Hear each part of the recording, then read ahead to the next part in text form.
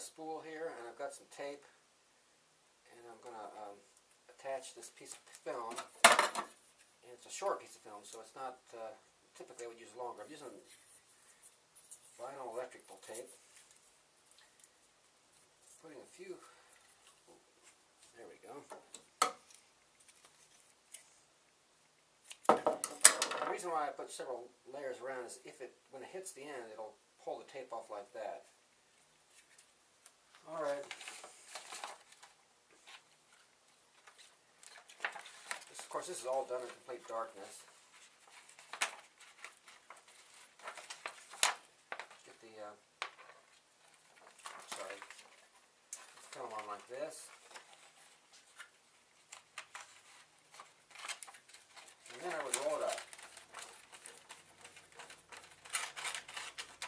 Like this. And I'll put a rubber band around it. And then I want to put it in a light safe for photographic paper.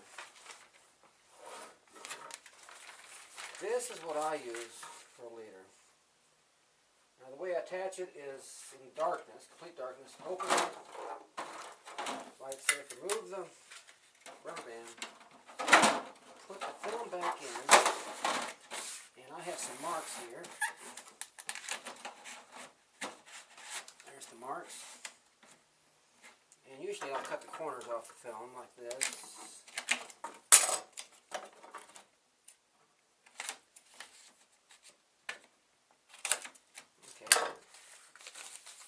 And I'll go ahead and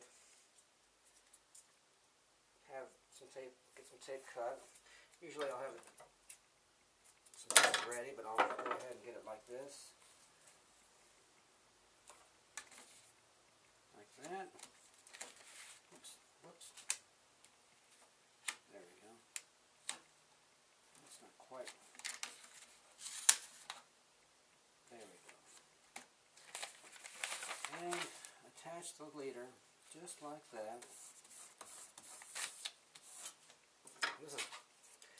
I think this is 4mm plastic. Get another piece of tape, vinyl electrical tape. Put it like that. Then, in complete darkness, open the light safe and start winding the film.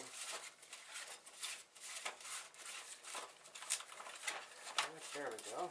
Now remember, when the film's in the camera, it's going to come out like this, from the bottom. Not like this, but from like this.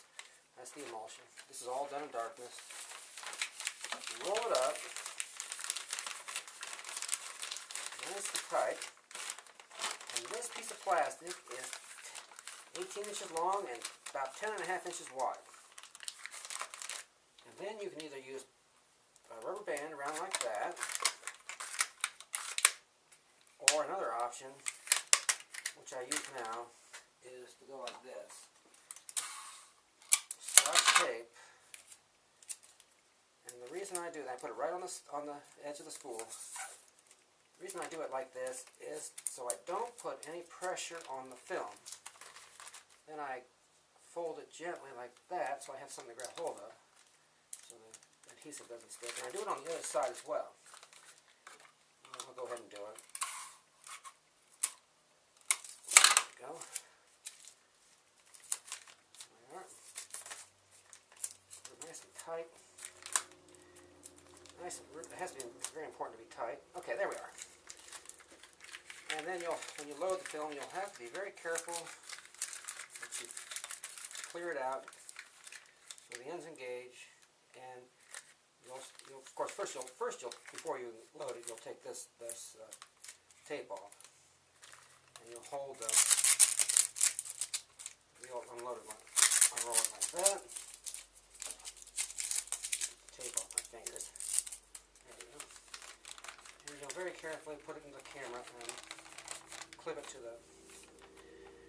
This avoids a big problem, and that is with the spools, you'll get light going down in here, right in the edges, and you won't see. You won't see it until you develop film, but you'll have like dark bands here on the very end, maybe about 1/8 of an inch wide. Now I'm going to show you my my tray.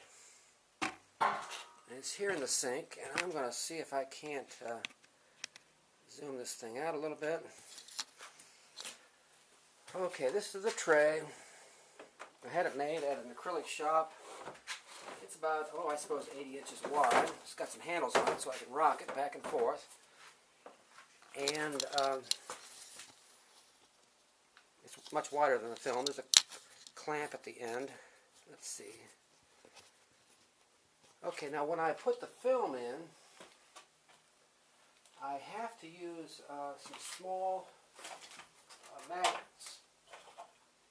And if I don't use any magnets, the film has a natural curl to it.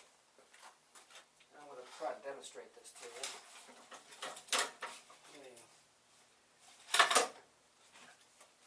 This is typically how I would attach the film. And then I would roll it out. Now, if I don't use the magnets, it's going to roll right back. You need to have it nice and flat. Now, that piece of material right here is a type of stainless steel, but it's a magnetic stainless steel. So it's magnetic stainless steel is not a very high-grade steel, but hopefully you can get a piece of it. And you need one at the other end as well. And down here at the other end is a hole. And in the hole goes a cork like this, just a plain old rubber cork.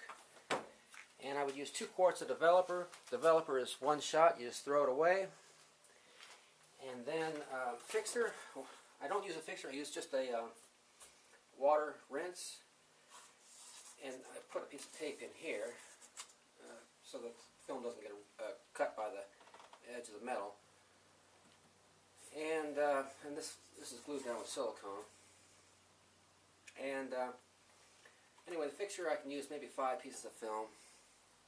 And I save a fixture with a tray. I would typically go something. Let's see here. Something like this. This is how I would save the fixture. After I'm done, it's all done in complete darkness. Go like that. And you have to have a tray made at an acrylic shop. Shouldn't be too expensive. They'll glue it up for you. And I'll see. Now, my film is 8 inches wide. This tray is about 12 inches wide. And it's about 4 inches deep. And it's probably around 80 inches long. And I guess that's about the extent of it. You've got to get the leader on. You've got to use there's different kinds of leaders, but I showed you what I use. And you've got to have a tray. And of course, the reason I have handles, I glued these handles on, is so that I can rock the tray during development. This hose out the way. Takes a long time to do all this stuff. You got to kind of learn as you go along. And I developed with a continuous agitation because the the film sometimes has a curl to it. If you don't agitate continuously, the edges may not get any development. I hope this helps you a lot. Thanks. Goodbye.